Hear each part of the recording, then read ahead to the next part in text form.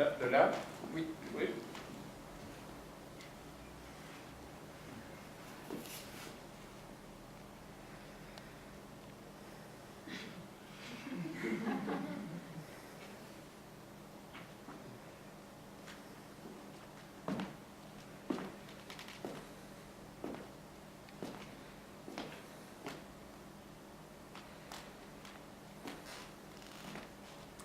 Voici Joséphine.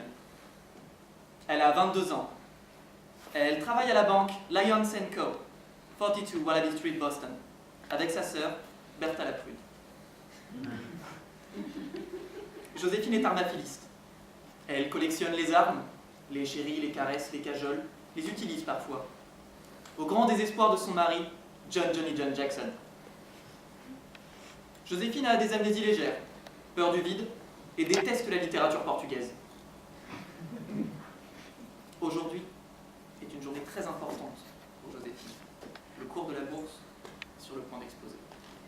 Oui, tout de suite.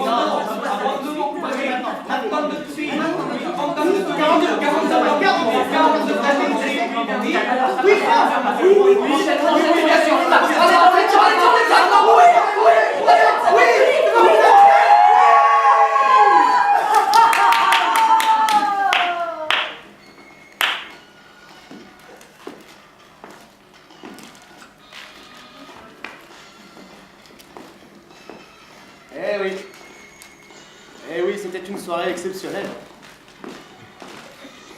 Haribo venait d'exploser Petit Findus au profit de Saint-Maurice qui n'arrive qu'une seule fois dans une vie.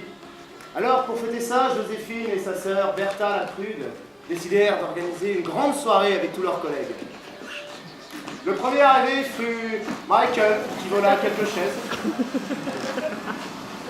comme à son habitude.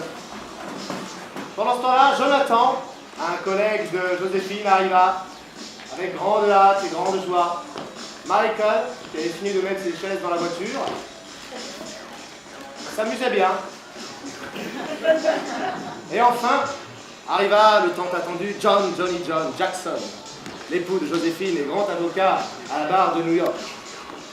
Et la fête battait son plein. Ah, c'était une soirée magnifique, avec un son de ouf. L'alcool coulait à flot, les rires fusaient, la bonne humeur. John s'entendait à merveille avec son épouse Joséphine. Oui, mais voilà.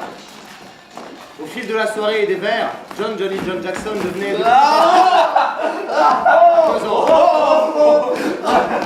était de plus en plus lourd avec Joséphine, sa femme.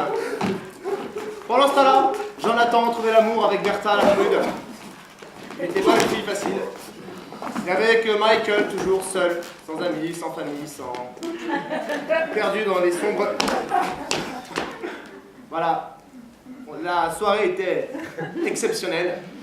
Et quand tout à coup, Joséphine quitta la pièce, furieuse.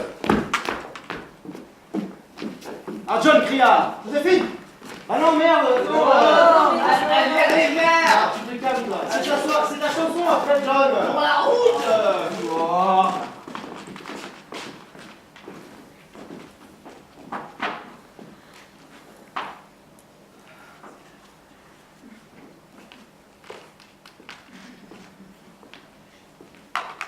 Pourquoi t'as quitté la soirée comme ça?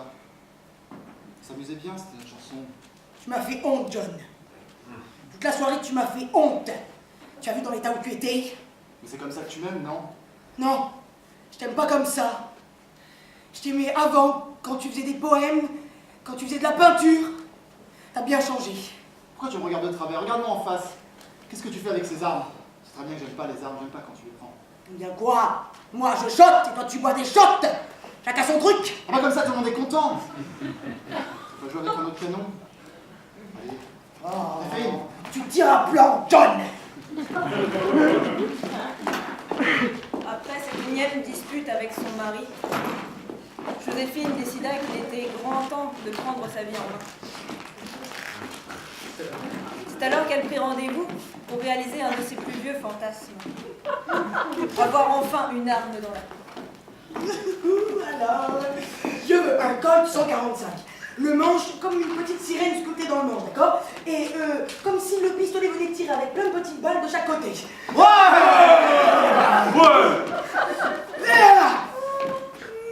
Oui, désolé pour ma tenue, c'est à cause de ma maman. J'ai des souvenirs de ma maman en ce moment, c'est incroyable. Oui, elle me disait, allez, va te coucher et lave-toi les dents. Et puis en fait, je mettais des heures à me laver les dents, mais je sais pas pourquoi. Ah si, ça y est, ça me souvient. Elle disait, va te laver les dents pour que je puisse te border. Du coup, je me lavais les dents et pendant des heures. Je sais pourquoi je mettais aussi longtemps. Parce qu'en fait, elle me disait, allez viens, je vais te faire des câlins, je vais te caresser. Et là, c'est bizarre, elle mettait sa main sous ma jupe, tout doucement, comme ça. Lâche. Mais bon, je suis un garçon totalement équilibré. Ferme ta gueule et tais-toi.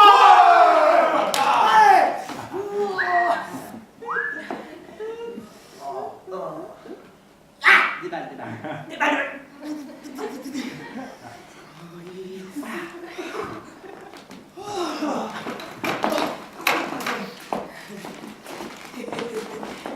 Après la soirée, Johnny John Jackson avait recherché sa bien-aimée désespérément dans toute la ville. Pendant ce temps-là, Joséphine montrait son chef-d'œuvre à sa sœur, la prude Bertha. Alors, mais il est énorme. Qu'est-ce qu'il y a, Bertha? Mais c'est qu'un tatouage. Il est beau, hein? Quand soudain, Johnny John Jackson apparut. Joséphine!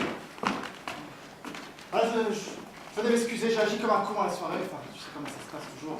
Je suis bourré. C'est vrai, je suis un alcoolique, je bois tous les soirs. Je bois tout sauf du pastis. Quand j'étais petit, je buvais du lait, mais je suis devenu allergique. J'ai un problème à porter mon nom, c'est pas facile à porter, Johnny John Jackson. Allez, Joséphine! Non, c'est bon. Joséphine a changé, elle veut plus le voir. Mais moi aussi, je veux changer! Je veux devenir chanteur! Je veux faire des chansons sur la vie, sur les femmes! Je veux être un cow-boy solitaire, Joséphine. Je vais changer. Eh ben, je vais résoudre tous tes problèmes Je vais changer. en un coup.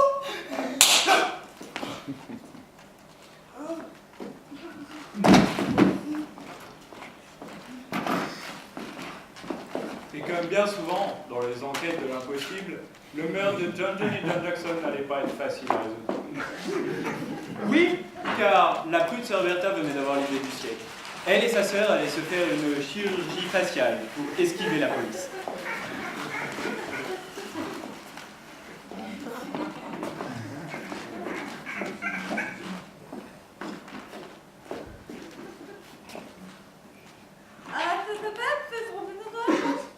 Oui, ça s'est bien passé pour toi, la chirurgie? Moi, je peux pas trop bouger mes lèvres. Un peu plus près de ton ventre, on trouvait pas ton ventre. Ah, mais moi je crois que c'est fait exprès, même si moi j'arrive à les bouger. J'ai très envie de gâteau à la crème. Un peu trop, Oui, je vais me reposer. D'accord, moi aussi.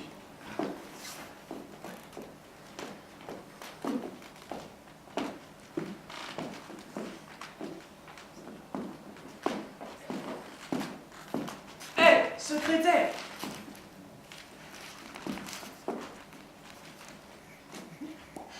Le docteur Robert Ray, né à Sao Paulo, au Brésil, de parents allemands, va annoncer une terrible nouvelle à Bertha, la sœur de Joséphine. Docteur Robert Ray, mondialement connu pour son travail sur le faciès de John Travolta, redoute le moment incontesté, la faute chirurgicale. Et donc à ce moment-là, il lui dit, c'est pas de la lysopaïne, c'est du paracétamol. Elle est bonne, elle est rigolote. Ah, mais je suis en Bertha. Ça va faire des résultats ensemble. Ah, très joli, très joli. C'est mieux qu'avant, hein? On a eu du travail, hein? Bon, très bien, voilà votre dossier médical. Vous pouvez sortir de ça présent. Merci docteur, mais qu'en est-il de ma sœur?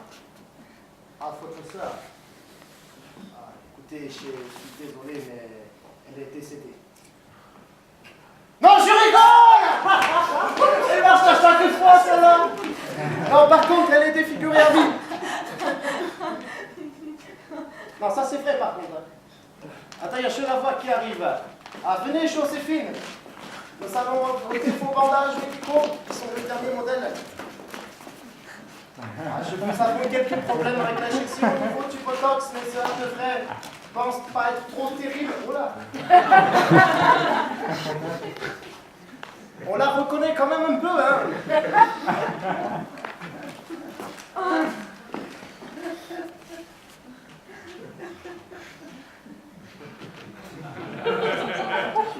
Je me retrouvais donc seul.